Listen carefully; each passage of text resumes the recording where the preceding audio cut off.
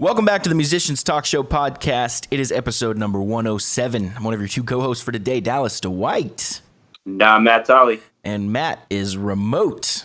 He's got the coronavirus, y'all. Quarantine. Coming at you from quarantine. He doesn't have the coronavirus. That was a joke, as far as we know. Yeah, well, we don't know. We're playing it safe right now. I have really bad allergies, and woke up this morning with a little tickle in my throat, and I was kind of out and about yesterday, so I'm not taking any chances at getting my boy Dallas sick. Yeah. That wouldn't be good. Or Jordan. So coronavirus doesn't affect me. Oh, right. I forgot. You forgot. You forgot this new thing. Came over if that's the case. Yeah, it's good to play it safe. Let's talk about that a little bit. I mean, it's obviously the only thing in the news. Might as well. North Carolina got hit with all the pollen this weekend. But the weather changed, and it's warmed up the last week, and now all the trees are dropping pollen like crazy. And that's the only thing I'm allergic to. I have a pollen allergy that I only developed from moving to North Carolina. I didn't have any allergies before I moved here. You were in Florida before? Yeah. So I'm dealing with that, and I just wanted to play it safe today and do it from home. And this is a good test to see if this works out. You know what I mean? If we have to do this in the future, because people are taking this pretty seriously, obviously. So. But this is a music podcast. Let's talk about how all this affects music and the entertainment industry, because that seems to be who it's kind of hitting the hardest. Yeah, exactly. And people who are in the music industry are also usually in the service industry, waiting tables and stuff like that, who it's also affecting. So it's kind of hitting those people all in from both ends. It's bad. Yeah, it's hurting their hopeful job and their day job. Exactly. And right now we're just in the beginning of it. They're saying this is going to be like months potentially. So everybody's kind of like wondering what they're going to do in the future. And like even just right now in the near future, like how soon should we start canceling shows? Like, if is one case in North Carolina, or one confirmed case or whatever they are, is that enough to be like, all right, we should be, on lockdown. Nobody goes anywhere, Yeah, I don't know what we've been doing ourselves, because we had 2 shows this weekend, and we actually had 3. One got canceled. Oh, then we need to do a weekend review on those before we get too crazy. But yeah, let's finish this thought. So but one got canceled. The other 2 were fine, and we haven't had any other cancellations yet. But we're letting the venues decide, and the people who are the event people decide. We're not going to make those decisions ourselves. Because if we're left with the decision, we're happy to play them because we would like to get paid. But if we're not, if it's out of our hands, then it's out of our hands. So yeah. Either way, all good to me. Yeah, fortunately, they're not. Unfortunately and fortunately, the musician isn't necessarily the one who has to make the call, but they're affected the most. So yeah. Now on bigger. Obviously, like bigger bands, comedians, people like that, they've made the call themselves, I think. Sure, they have. Yeah, they've been in this for a long time. They've probably been through all this stuff, this swine flu, SARS, all that stuff. Yeah, it's interesting to see who hasn't made the call though. Like I haven't seen anything from Guns N' Roses camp, and they're in the middle of a tour in South America, and they just are still playing their shows, I guess. So.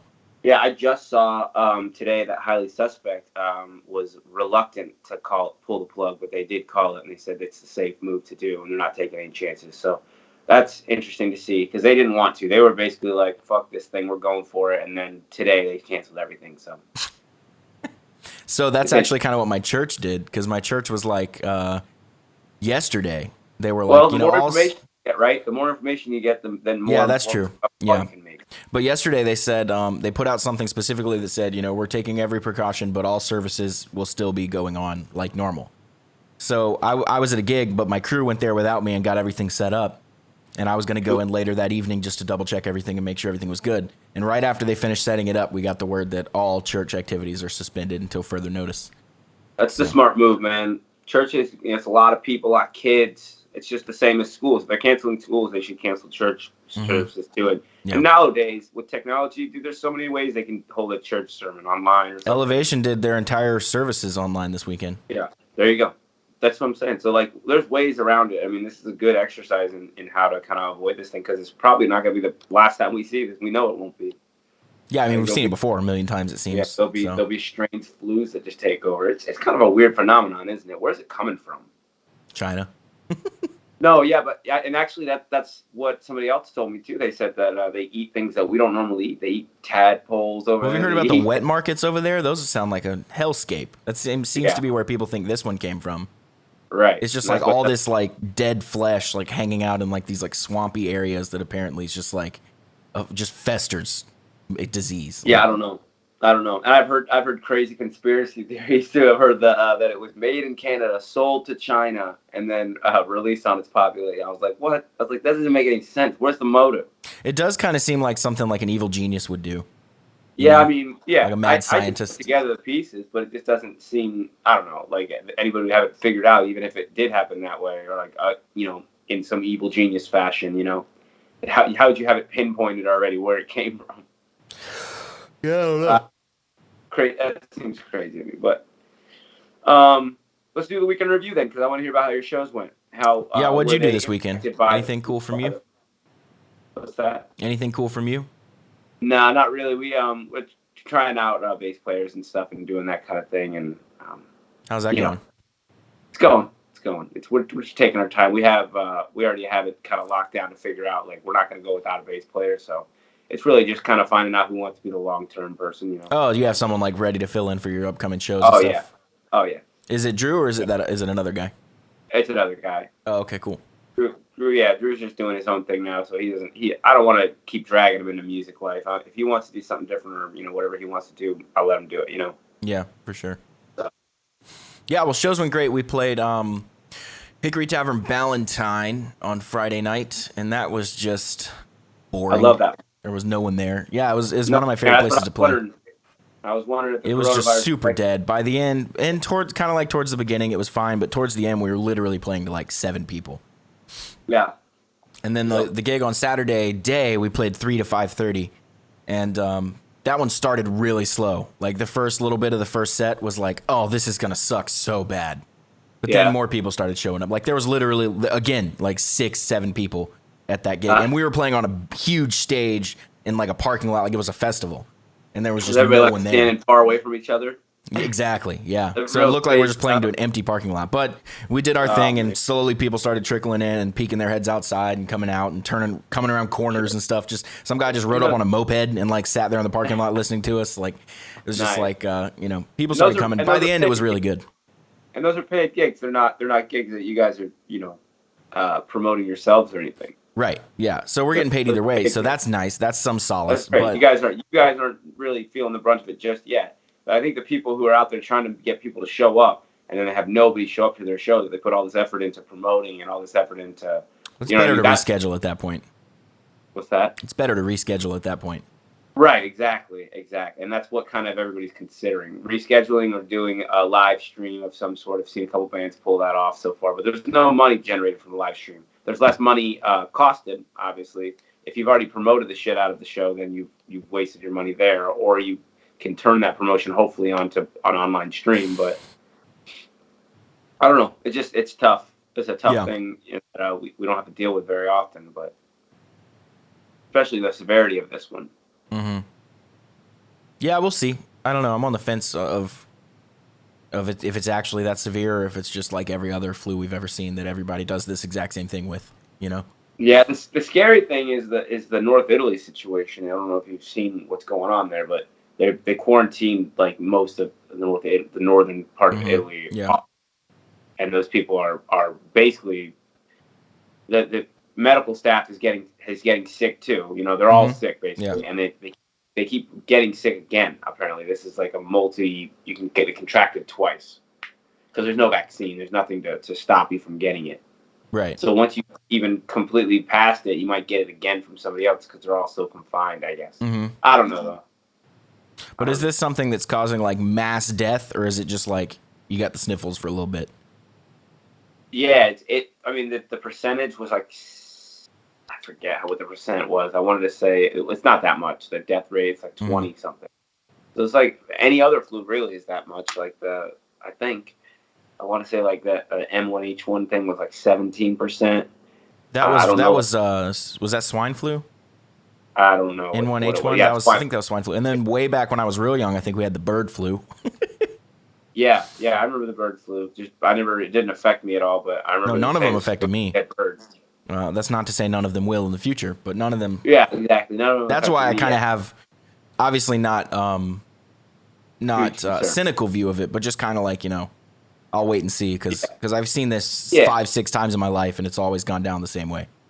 Yeah, but how much is it to take precautions? Like to do even what we're reduced to right now isn't that painstaking. No, it's pretty much what I do anyway. Stay at home. So we take so we take precautions and we do a little less careless contact with people. Yeah, we're not just all hugging the toilet paper thing just makes me mad though. That makes me. I love the meme that's like, we got this pandemic coming, this virus pandemic. Yeah, I should stock up on supplies. Yeah, that's a good idea. You might want to get some water. I'm gonna get a bunch of toilet paper. It's like, no. This isn't a snowstorm. You don't know what. Also, you wouldn't need toilet paper for a snowstorm. You don't need that much toilet paper. Right, exactly. If you're having that much of a problem, jump in the shower. Yeah, exactly. How much fucking trouble is it? I don't know. Doesn't make sense. Yeah, it's just I was reading an article about the psychology of that, and it was really funny and also kind of sad.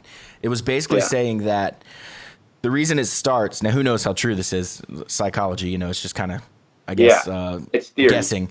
But they said basically when something goes down and fear sets in, people they feel like they're losing control, so they have to take control. So they resort to basically retail therapy, shopping.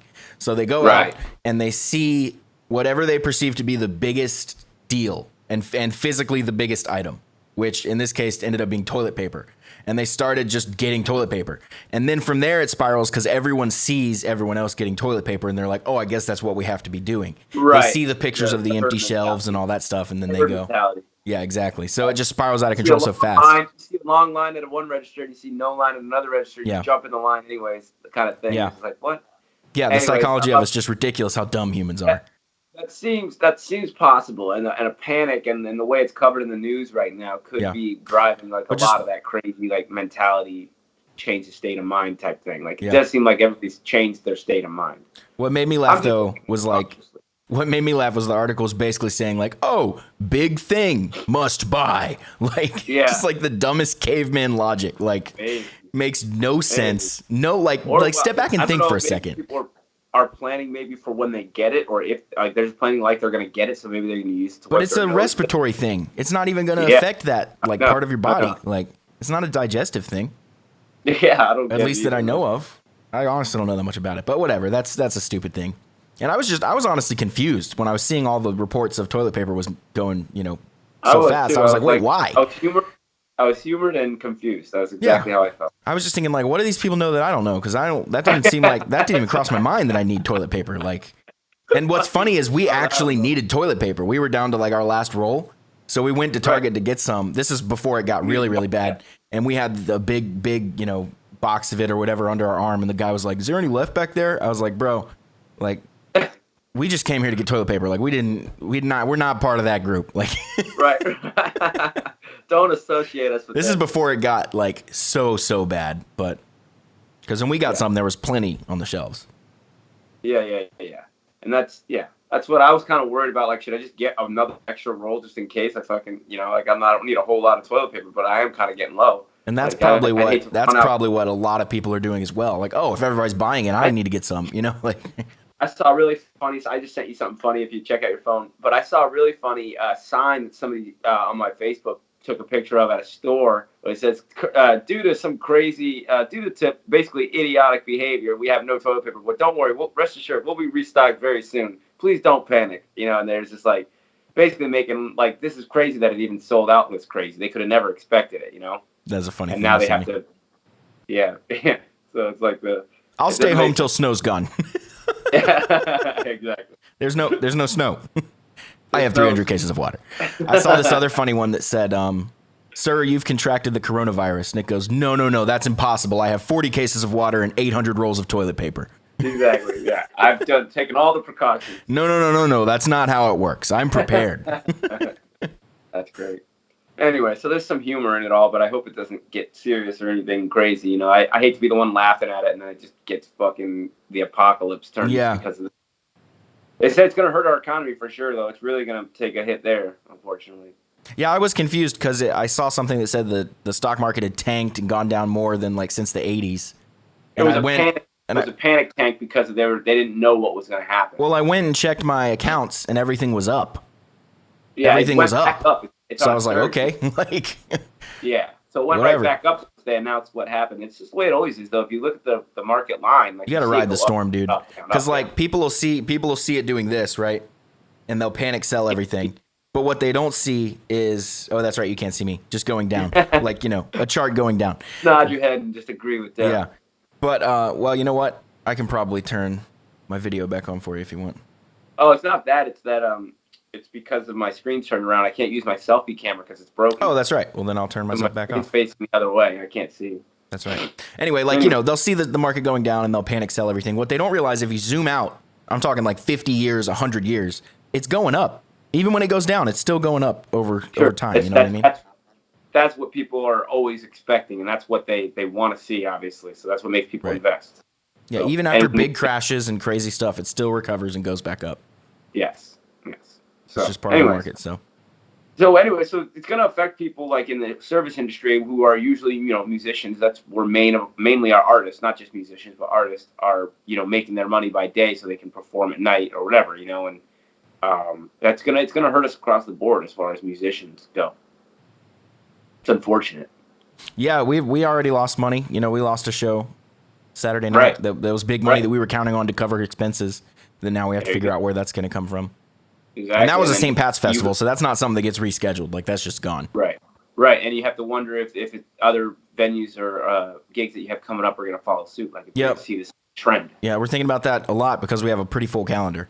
Especially, we have an insane May. We're playing, like, if we lose May, like, we lose, like, a lot of money. Exactly. A lot of money. We have a few shows, but, man, we're really looking forward to them and putting a lot of effort into them. So it's a letdown, man. It's a serious letdown. But hopefully, like, in 30 days, if everybody takes the precautions, maybe in 30 days, the thing kind of passes through us. I don't know. That's what I'm hoping will happen. I mean, I'd like everything just go back to normal like anyone else, so. Yeah, but how long before that can even happen, like, realistically? Because if you're talking about, like, other countries still suffering through it, like, apparently China's through it. They're done with it. I don't know much about it, but I would like to think that the people that are much smarter than me are working on it. And they'll get it done. I hope so. Because they want it to work. And the reason it'll get resolved as quickly as possible, I think, is because so much, like, money is involved. The only people that are really benefiting from this are, like, toilet paper companies and, like, hand sanitizer companies. Like, those people are probably like, hell yes, dude, I'm buying a new boat. Charmin's back, like, I don't see what impression you guys should talk about. What you guys talk about? Yeah, this is awesome. We need this every year. Yeah. They're the ones making the virus. That's what happens. Yeah. Charmin spent a little bit of money making some nasty virus. I would like to see a stock chart of those companies if, that would be in a few months, like, to see the huge spike and then it'll cool back down. But time period would be great. Yeah. Yep. That's anyway, yeah, enough of global politics and geopolitical. That's not our specialty, sickness. But we do realize it impacts musicians, so we figure we talk about it a little bit. Yep. So, but the best thing you can do is stay safe. So, if there's any doubt, just do the safe thing. Yeah, obviously. Don't take any chances. Yeah. What else you got? You want to go through that list? Oh, yeah. That thing's been going around for a while. I thought maybe you or me could probably learn something about each other just based on that list, because I like how the broad range it covers, kind of. Yeah. But so I'll give a little preface to what it is, and then we'll go through. You do one, I'll do one, like that. So it's this list that came around that's basically like, it just lists like artists you hate, artists you think is overrated, artists you love, all this different stuff. And you're supposed to fill it out and share it. I never do that. Matt doesn't either, but he copied it and sent it to me, and we figured we'd do it on the show. One rule that I tried to follow was, because obviously multiple bands fit under multiple categories. Like a band I love and a band that I can listen to over and over, kind of the same thing. But I tried to only put one band in each category. Right. I was going to just put Guns N' Roses in every category. All the categories I like. No, so yeah, we try to spread it out, or see, what, like, if you have to delegate which one is the one that makes you fall in love with music. All right, now which one's the one you can live over and over? Like, you can kind of, those details you could maybe decipher out and find unique bands for each one of them. That's what I did, and that's what. I really tried to put some thought into it, which made me like remember some things and think of some things that I didn't really remember. You know, they weren't in like conscious memory. That's what I found. That's what I found so fun about this, and that's why I sent it to you. So that's awesome that you got the same experience. So let's start. Band I hate. Yeah, they start the list off with hate. Well, we're gonna say artist. Artist I hate. Sure. What'd you got? It's widely known to all my friends, everybody who knows me, that a band that I do not like is the Deftones. I don't get it. It bores me when it's on. It makes me want to fucking kill myself. I don't get the Deftones. But do you find no redeeming qualities at all? None, man. You don't like the drum tone? Because the drum tones on their albums are crazy. The music, I could tolerate the music itself. It's the singer, I think, that I can't stand, and the way he sings and what he's singing about, I don't really like either. So it's just not my band. But you actually like the music? I could tolerate it. It's not the music itself. I think it's the singer more than anything for me. One thing I've always liked about them, I like them in general. But what I like about them is their drum tones, like really unique and also really cool. Like the snare's really, really high pitched. Their music feels powerful. Like it really does have powerful, like emotion. A lot of dynamics, almost ambient at times, and then straight into like metal riffs. Like it's kind of all over the place. And there are other bands that I like that have those elements, and I like that kind of thing. But it's something to do with the singer. I just don't like his attack. And I've heard other bands that are trying to be the Deftones or sound even similar to the Deftones, and I don't like them either. So it's like, I don't know. It's just not my thing. Yeah. So this might come as a shocker considering how much shit I talk about every band, but. I couldn't come up with one that I hate. Yeah, it's hard. I couldn't come up with a single band that I was like, you know what? I hate that band. I'll never listen to their music. I hate everything about it. I couldn't come up with one. Obviously, on this podcast, if you've listened for any length of time, you know I love to make fun of bands like Kiss and whoever. Nobody is safe from me making fun of them and talking shit, but most of that's joking and having fun. Because when it comes down to it, there's really not a band that because hate is such a strong word. There's bands that I guess I don't really like. But I couldn't really think of those either. It's not like I hate the people in Deftones or anything like that. I just don't like their sound. So that's for me. Right. But yeah, for you, that's the band that comes to mind. Like if someone told me like, what band does Matt not like? I'd be like Deftones. But like, what would you say? What would you say if someone asked you that about me? Yeah, that's a good question. I'd say Pantera only because you always talk shit about their mixes. Yeah, but I like Pantera. I like their riffs. I love the guitar playing. I like the songs a lot. Yeah. The mixes annoy me, but that's just one element of what makes them them. Right. So I don't know. I don't really know what band would what do you put in that category? Because you had to put something, right? Yeah, I put NA. I didn't have anything. You put NA. Yeah. Okay, well that's good. That's a healthy appreciation for music then. I couldn't think of anything. All right, I'll do the next one. Artist I think is overrated. I put 2 here to make up for it. Ooh, I wonder what it is. I got Eagles and Led Zeppelin. Ooh, that's awesome, dude. That's so funny because of what I put. What'd you put? I put Greta Van Fleet. Yeah. You know why? Well, see, and I knew you did because I would agree with that 100%, but I didn't want to copy you.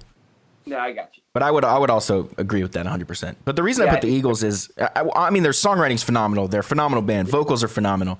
I just think they're really like vanilla. I heard someone describe them that way one time, and I've never been able to listen to them the same way. It's just really bland, like, you know, like if you... There's not a lot of punch to it. It's kind of like Dire Straits. Which there's a good spot for that. There's a lot of people that will need that. Yeah. And not everyone wants just blistering, club you over the head rock and roll. I get that. Yeah. And I like the Eagles too. But for them to be selling out football stadiums for 80 years is just like, come on, dude. They're basically a country band. Like following is kind of astonishing. I don't understand how they have 100 number 1 hits. Like, okay, do you understand how like vanilla is the most popular flavor of any fucking like? Yeah, like, that's so funny. Because it's what everybody can have, you know. Yeah, or that makes sense. They don't want vanilla. Every day, or everyone can do vanilla. You know what I mean? Like my favorite's mint chocolate chip, but I can also do vanilla.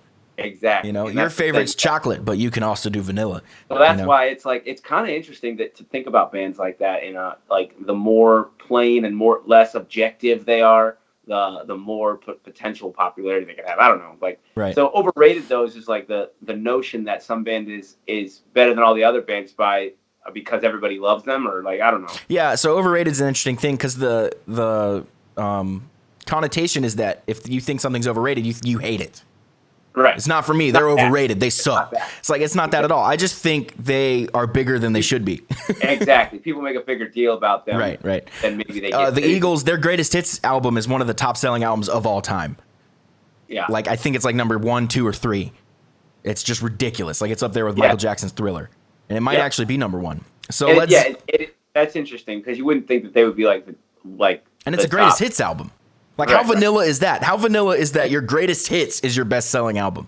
Like that's the whitest thing I've ever heard. That's you know what? What other bands are like that? I felt like Journey was that way, man. Journey. Yeah. Well, you know what? Most greatest hits records are the best selling, especially if they're a band from back in the day. Right. You know, like that. Most of the time, like that greatest hits album is what people reach for. But nowadays, albums are a little different. So I think that you might see that go away. You know. Yeah. So I chose Led Zeppelin. This is something I realized just the other day.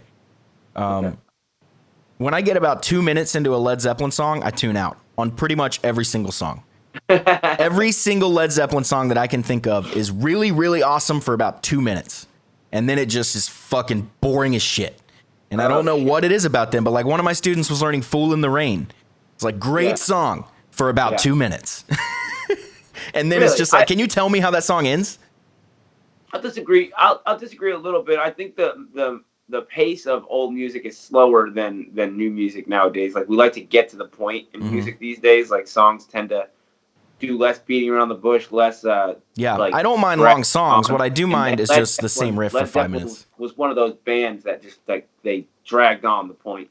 They kind of based on the blues. I think maybe that's why like they're blues influence, and you know I don't know. It's different. Also, I put them on here because of all the allegations of them stealing a lot of stuff. Right. So if they technically like won their throne on lies, like that kind of brings some stuff into light. That's a really good point. That's one I hadn't considered. That's truly overrated at that point. Yeah. And then I just thought it was funny that the band that I chose that was overrated was only chosen overrated because everybody says that the big hype around them is that, you know, they sound like the Led Zeppelin. Everybody says they're Zeppelin. Right. Oh, that's funny, yeah. So it's like they're overrated because their claim to fame is that they sound like somebody else. Right. Which isn't necessarily the best claim to fame. It's not like that's kind of a phenomenon that they got big. Also, haven't heard anything about them in a while. And you're going to see a steep fall off resulting in them probably breaking up and doing solo records at some point because they sound so much like someone else. And also, here's the thing that annoys me the most about Greta Van Fleet. They've never acknowledged it and that they sound like Led Zeppelin. And in fact, they've like almost denied it. Denied it, yeah. Like, what are you talking about? I don't hear it. Like, yeah, exactly. What? Exactly. That's an interesting take on it. If someone told me She's Reckless, my band's song sounds like Guns N' Roses, I'd be like, yeah, cool, probably. Yeah, definitely, 100%. Yeah, right. Yeah, that's another thing. Like, Pantera did the same thing. They wore their fucking idols on their sleeves, you know, like Kiss stickers on the front of his guitars, you know, like just they didn't care. Like, it's like, yeah, we love Kiss. They love, you know, like they love what they love and they don't care that they know they're not that, you know. Yeah. And you know they're not going to be the same. Even if somebody says that your song sounds like a Guns N' Roses song, you know, and everybody else knows. You know, if one person believes that's great, but everybody else knows you're not Guns N' Roses. You know, it's like it's a totally different thing. Right. You can look at it from your own point of view. Is that I have my own thing. I know that. You know, because I have my own influences altogether. Which is someone commented on a video and said we sound like Aerosmith fucked Van Halen. Like, okay. Fuck Van Halen is an interesting. Like, I don't know if they mean fuck Van Halen or fuck Van Halen even. You know. No, he said we sound like Aerosmith fucked Van Halen. Oh, fuck! Like we're their love child. I didn't hear the. I got you. That's funny. That's so, I've heard Hit Van Halen on steroids, which is I don't think is the most accurate, but I do like it. Nice. I don't mind. That's perfect. So, artists you think is underappreciated? Yeah. You want to go ahead? I put Glenn Hughes, and then in parentheses I put anything he's done.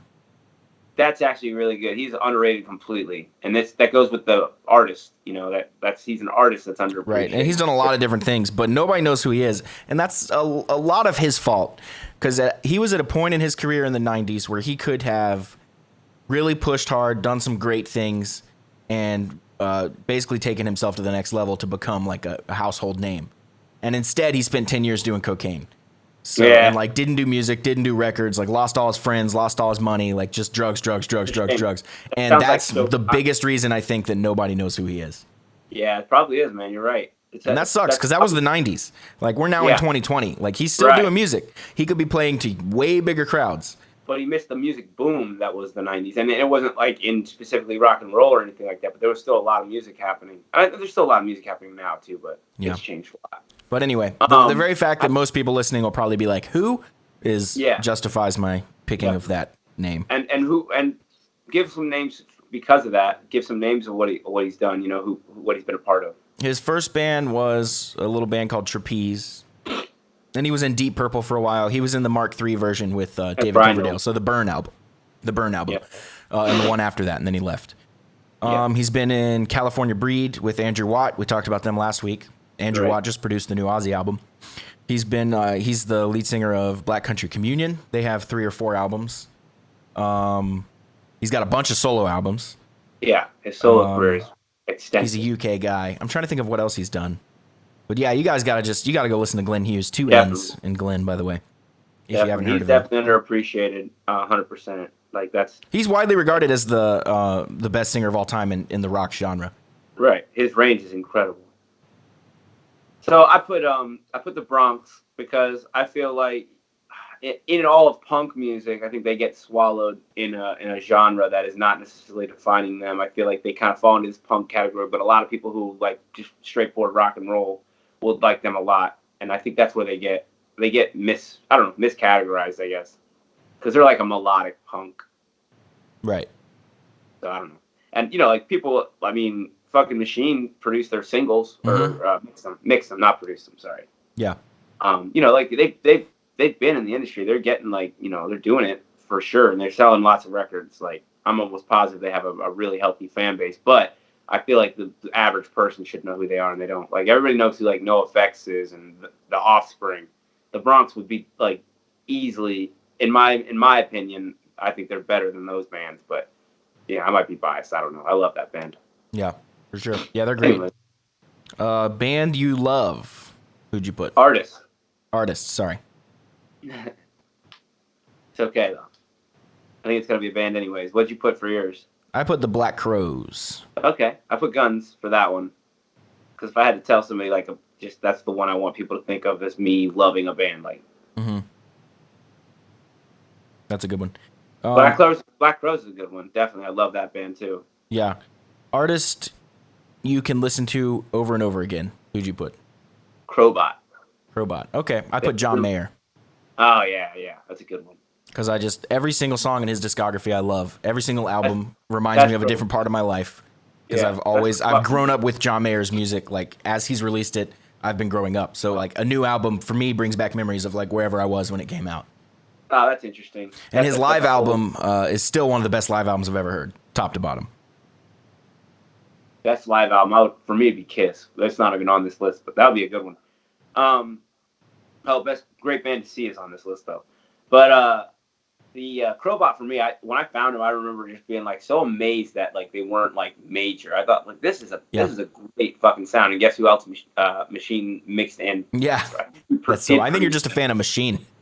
Maybe I am, and that's fine. I mean, I love Lamb of God too. Like I love a lot of projects that he's done for sure. But he represents a status and he doesn't work with everybody. He just works with who he wants to work with, right? So he does represent a good band, and that's why you guys work with him and all that. So my thing is, I think that band could be under the underappreciated band for me too. But I agree. They're making an upcoming, so they're doing good. Yeah, I remember. Did I ever tell you where I was when I heard Crowbot for the first time? Because I remember distinctly where I was. You did tell me, but I was living in the Osara house, and I was practicing handstands in my room. Right. And I was going through this like handstand progression where you like start out doing like wrist mobility, and then you start leaning up against the wall and all that stuff. And I just had Spotify on shuffle because I've never had Spotify Pro, so it was just playing random stuff. Right. I was in the middle of holding a handstand up against the wall, and I heard this riff and this singing come on, and it was like, hey, it was one of the ads, and it was like, hey, what's up? We're Crowbot. Check out our new album, blah, blah, blah, blah, blah. And then it played this riff, and I just immediately fell down. I was like, what the fuck? And I ran over there. What was it Space Point Killer? It was I don't remember what song it was, but it was something off the very first album.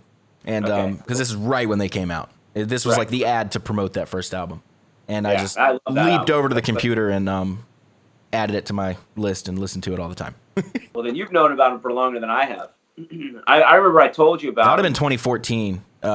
January, late 2014 or early 2015. Yeah, for me it would have been like 2018, even 2017. Because I remember listening to them and singing along to that first record on the way to my last Osara gig, which was January 2015.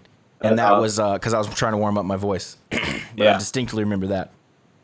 Yeah, their new stuff I'm liking the evolution that they're taking as much as as it's more mainstream. I get it, but I like where they're doing it, the way they're doing it. Yeah, I haven't liked anything they've released as much as I've liked that first album, but I also haven't listened to it as much. So that first album's immaculate. Yeah. Artists that made you fall in love with music. Yep. So this could be reread for us as like the one that kind of started it all. Yeah, that's the way I would think. You want to go ahead? What'd you have? I got Avenged Sevenfold because for me that was like an opening my mind to progressive music, progressive rock. I would say they were the introduction to that because I was listening to metal and stuff, and they were a metal band in the beginning. But did you already like music when you found them? Yeah, but not. You might have to dig deeper. They made me really appreciate music for what it was. Like it made me go deeper. Like I understood music and I liked it, but they, I don't know, pushed it farther. Yeah. And definitely, like my guitar playing was a lot. I wouldn't say influenced. I don't even play in drop D or anything, but it was sparked by it. It was like intrigued by it, and I wanted to learn more. So inspired me, I would say. Yeah. So I went a little further back because otherwise I would have put Guns N' Roses because that's who made me want to play guitar. But what made me fall in love with music was Linkin Park, because I remember listening to Linkin Park Meteora. And I would draw charts of my garage and would be like, all right, here's my band. The DJ's going to stand over here. The drummer's going to stand over here. The guitar's, this is before I played any instrument. Yeah. I was already organizing band rehearsals. Didn't even play an instrument. So and that was Linkin Park that made me want to do that. So that's the band that made me actually realize music is something that's not just on in the background. Yeah, and they were so good about having a message, and their sound was so great. Obviously, they were unique as hell. Like, where do you even put them in? Like, they're somewhere between hip hop and rock. Obviously. Yeah, I love Led Zeppelin. I love Linkin Park. Awesome. And Chester Bennington, underrated singer. People just towards the end of his life were starting to realize how good he was. A video of him singing an Adele song went viral. Rolling in the Deep, that's what it was. He was singing that song, just killing it, and it went pretty viral. It's like, man, sucks we lost that guy, because I would have loved to have seen what he went on to do. And I really like what he did with Stone Temple Pilots. That is a killer mashup. Yeah. Yep. That was very cool. And he was just a good guy from everything we've heard. Obviously, he had some struggles like that. But so, anyways, artist or band that changed your life. What do you got? I got Metallica. For me, it was seeing them live that fucking just absolutely changed my life.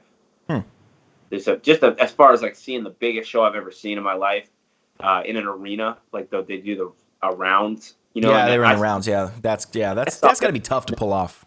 Yeah, but it's perfect for the fan. It's the best for the fan. Like, it gives you more railing than ever. Like, you have more, the railing wraps around the thing, so there's so much more potential to see up close. And for me, I always liked seeing it up close because I don't know. I like to really focus on what's happening and like the performance aspect of it, and I pay attention like where their hands are at, and I can tell when somebody's faking it too. So I like to be able to see what's happening, right? And it feels more intimate to me to go see a band and be in the front or be really close. And I will chill in the back and stuff, but Metallica gives you the opportunity to go see that band at an amazing show, pyro and everything, really easily and really it's just an awesome show. That's what changed my life about, live music more than anything. So here's where I put Guns N' Roses, because that's the reason that I play guitar, and that changed my life more than anything, because that's how I make all the money now. That's how I do everything I do. So yeah, and that makes a lot of sense, and that's why we were talking about in the beginning, like we separated our bands to not, or whatever artists to not be multiples. Like I could put Guns N' Roses for at least 4 or 5 days, on this list if I wanted to. Yeah. But we tried to spread it out and add more because obviously we have a lot of influences. But I do love Guns N' Roses, and I love a lot of these bands. I could put a lot of these bands for multiple. Yep. So anyway, artists that surprised you. Yeah, and this one I went kind of outside genre on this one. I picked Highly Suspect, even though they're a little bit of rock, but they got a lot of like different influences in there. Like, I even like their new record, which has a lot of hip hop, a lot of even metal on it. It's crazy. They really went for a well-rounded record, which I really like.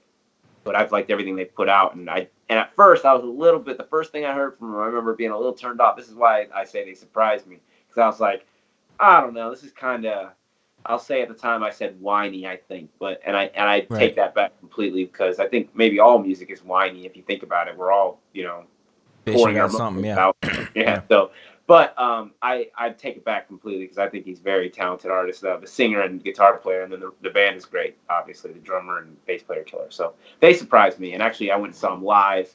That was a big surprise. They were awesome. So that's the most recent band I can I think of. put Dirty Honey because of Yeah, that keyword surprise. Because you sent me a link to him or whatever, and I was like, yeah, I'll check that out whenever. And then I played it, and the first song, I was just like, what? Like, the mix, the production, the sound, the singer, everything lined up for me, and I was just like, whoa. It was genuine surprise. And that's the most recent I can remember feeling that way was with them. Yeah, that's what I picked too, the most recent, because I thought that was like, that's probably the most fresh, like. Yeah, when you're coming up, every band surprises you. Yeah, exactly. You should check out 7 Year Witch too. They just recently surprised me too, not in the same way that Alex Espec did. They're a local band, aren't they? Yeah, out of South Carolina, and we're playing a show with them. We're scheduled to play a show with them in April, but we'll see if that actually goes through. We'll see what happens. Where are they from in South Carolina? Good question. I don't know. Somewhere close to us. Yeah, and they're really good, dude. I don't know if you checked them out yet. They're really good. I don't know. I just heard their name. Huh? I've just heard their name. I don't know anything about them. Look them up. 7 Year Witch. Write it down. Look it up. Yeah, Foz talks about them. I'll look them up. Yeah. Guilty pleasure. Yeah, I hate this one because I don't believe in guilty pleasures. Like, you like what you like, and if you're guilty about it, that's stupid. So you don't feel guilty about taking pleasure in something ever? No, I like what I like, and that's just how it is. Yeah, I mean, for music, you can definitely say that there are no consequences to liking a band or liking something. Yeah. If somebody chooses to shame you for it, fuck them. Like, hey, you like Justin Bieber? You suck. It's like, dude. Yeah, no. I like what I like. I don't care what you think. The term comes from, I think, when that maybe I think. Well, it implies shame. It implies shame. So yeah, you really should never feel shame. But I put it in as basically the band that maybe people wouldn't think that I listen to. Yeah, that's a good way to look at it. Right. Rather than. And that list for me is 10 miles long. So, yeah. But I chose the Backstreet Boys.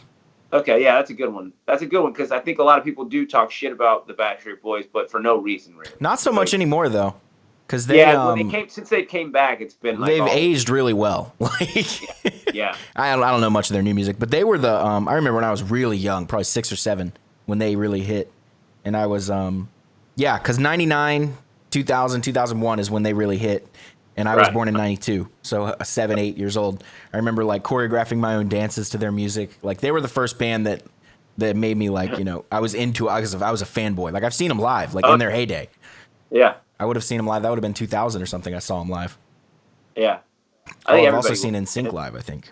Anybody who talks shit on them, I think that's a instinct, or a knee-jerk reaction. Yeah, but I don't see that so much anymore. Not that I'm like a huge Backstreet Boys fan. That's just because the one they're all love songs. It's more to do with anything that there's love songs and guys are. Yeah, but like we play "I Want It That Way" and like that song kills, and we have a blast doing it. Yeah, it's guys being ashamed of their feelings. That's the only reason those bands get. Yeah. Same thing with Justin Bieber. Same kind of all that shit. Yeah. And being a little bit of jealousy. So that's probably a big part of it, especially because it's all men that are doing that. Yeah. Oh yeah, and that's why we feel that way. And girls would never shame you for liking the Backstreet Boys. Well, some girls. Or for liking anything really, but. Yeah, I don't care. Like, to be honest, I don't feel shameful for liking something. So what I put, and this goes along, it's not a guilty pleasure, as in I would feel shameful for liking it, but I think that people wouldn't assume that I listen to it because of. They think most people think I'm a metalhead. Like, this thing, that's all I listen to. I'm just like, you obviously don't know me. But Mariachi El Bronx is the Bronx, the punk band. They have a mariachi band where they sing English versions of mariachi, not mariachi songs, but they have classical traditional sounds. Mm-hmm. Just like the instrumentation. Reminiscent of like traditional mariachi songs, and they write their own lyrics to it, but it's sang in English. And I really enjoy it. I think the music's beautiful. I think it's a awesome sounding music. And sometimes when people see me listening to it, or around me while I'm listening to it, they get a funny look on their face, which I think is great. Because I don't mind it at all. Like I really love it. Regardless. Couple more artists you should have seen by now. Who do you have? So someone you haven't seen but you should have. Yeah, and I put this one. This is kind of a deep one. I put Pantera because I should have seen him because Dimebag shouldn't be dead, or shouldn't have been dead. Yeah, that makes sense. And I just thought that was, I wish I could have seen them. They're the one band that I really wish I could fucking see. Yeah, I put Avenged Sevenfold. That's a good one. You've never seen them? Never seen them, and not even so interested in seeing them now. I wish I would. I wish I would have seen like the City of Evil or the self-titled tour. Yeah, that's when I saw them. I saw them at Amos's in Charlotte, and then that was the City of Evil tour? Mm-hmm. Was it pretty good? Like, did they really deliver? Yeah, it was awesome. And they came out and he did. I remember he did the piano song off the first record called "Warmness on the Soul," which was fucking awesome. And then they did, while they had the piano out, then they did the "Wake in the Fallen" off the "Wake in the Fallen" album. "I Won't See You Tonight," which is the big epic ballad. Not ballad. It's like an epic song. And he did that whole song too. I was like blown away that they brought a piano. And I don't know how that works. I don't know if they, at the time, were able to actually bring a fucking grand piano with them every time. Or that's so crazy to think about them playing like the same place that I just played. Like, I know. It wasn't the same. It was twice the size back then. The place was so packed you couldn't breathe in there, Dallas. I'm telling you, dude, it was crazy. Yeah, I saw Winery Dogs there. It was similar. This was the most packed I've ever seen. I was there at the Winery Dog show. This is the most packed I've ever seen that venue. I swear. It was just gross. It was like I didn't want to be in there. I think the only other time maybe was Buck Cherry. I saw it close to that packed, and I did leave for that. I've seen several Buck Cherry shows that were not that packed. This was back in the 13 when 13 came. And this is when that show. Yeah, because that would have been 2006. Both those albums came out. City of Evil and 13. Yeah, so then I also saw Avenged Sevenfold at Myrtle Beach, House of Blues. House of Blues, yeah. That's still a small place because now they're playing like arenas. Yeah, and we huge festivals. We had to stand at the third floor on the Myrtle Beach place at the time at the House of Blues. That's how packed the place was. I've seen Queensryche there and Steel Panther, of course. I think that's all I've seen there. Yep. I'm gonna sneeze. It's coming. So I saw Steel Panther. Yeah, I saw Steel Panther there. But when I saw Queensryche, that was right after. That was a couple days after that 2012 Guns N' Roses gig we saw, the Halloween one. Right. So I saw like Guns on Monday, Friday, whatever it was, and then I saw like Queensryche like Thursday. Yeah. Guns was on like a Tuesday. That Halloween. Yeah, and I think Queensryche was on Friday. Yeah. And then the next time I saw Guns in 2017, you were also there. Right. I saw Guns on whatever day it was. I think it was a Wednesday, and then. Or no, it was a Friday. And then the following Tuesday, I saw John Mayer. So, like, again, like 2 concerts back to back. Right. Okay, last one. Great band to see. Yeah. We might have the same answer for this one. Doubt it. I have Steel Panther. I put Train. Train. I wish I could see them. Train's one of the, like, tightest, best live bands I've ever seen. So, I had so many questions. Bless you. I had so many questions after seeing their show because of how smooth it was. Because I know like all the ridiculous stuff we go through to make our show run, and it's not anywhere near as smooth as theirs. Because they're running everything on clicks and cues and tracks and Ableton and all that stuff. You're dying over there. Blow my nose real quick. But they run everything, click track, all that stuff. But a lot of their songs like seamlessly blend together. There's no dead air. It's just like everything is like perfectly choreographed. It's a smooth production. Yeah, it's flawless. Yeah, and obviously you're a huge fan of production. I am too, but you are heavily into it way more than I am. You actually mix and produce bands, So I definitely have an appreciation for production too, and I see why Train, I'm sure, has an amazing production from what I've heard. Their live shows are insane. Like it's just like the whole show is like Knocking on Heaven's Door by Guns, where you feel like religious, like in the air, like. Yeah, you know what I mean? Like their whole show is like that. I love crazy. That. I put Steel Panther. Obviously, I've seen them so many times, and those dudes are just so cool to me and my friends, and we just such a great time all the time. Yeah, phenomenal. Met really cool people at their shows too. So, anyways, that's a good little list. I like it. It tells a lot about the person. I've noticed some people have been filling them out, and I'm like genuinely surprised by people's answers. I'm like, oh, cool, or just intrigued by their answers, and I understand a little more about where this person's coming from, and all the local artists around town are doing it. Like I noticed every week. I mean, I say all. I've seen like 5 or 6 of them, and I was like, "Fuck it, I'm doing it." And I inspired more people to do it too. I know because they didn't even change the top caption of the thing where I said, this took some thought, but here's what I got. Yeah. I saw literally on other people. I'm like, there's no way. I wrote that in there myself. There's no way somebody wrote it verbatim. Just copy pasted. So they copied mine. Yeah, that's hilarious. It's like the same bands. Yeah, no, they slept that one. Yeah. No, I don't know, but I thought that was funny. So it's going around. I figured it'd be cool. It's going around faster than the coronavirus. Yeah, or just as fast. Just as fast. We had one more thing on our list, right? We got about 10 minutes left. Oh, okay, cool. What was on the list? I forgot. I forgot too. I got the No Guitar Safe podcast, bro. Yeah. Let's talk about that. Yeah, that was cool. I've been waiting on this forever because the actual cover art of his podcast is Slash. I know, right? So I was like, all right, when's Slash coming on? Now, unfortunately, Slash came on and the episode was 25 minutes long. Usually they're like an hour plus. So I was disappointed. And usually play. Yeah, and they usually play. That's the best part about that podcast. It's literally two guys with guitars in their hands just talking and noodling like, yeah, I'm trying this out. Like, you know. Yep. It's very cool. It's very insightful to their lives of a guitar player. Yeah. I love that podcast. That whole concept of it is amazing. It's a great concept. So this episode, though, wasn't as in-depth. It was more like a conversation, just kicking it with Slash. And, you know what, to be honest, it was very promotional. You know, it had very much heavy detail on what Gibson's doing now. And what well, it was recorded at the NAMM show. Yeah. It was... so there's that, yeah. It was sponsored by Ernie Ball with the volume pedal thing. So it was very promotional. And the whole thing was they're promoting his new line of USA guitars instead of custom shop guitars. Yeah. Which means they're significantly cheaper.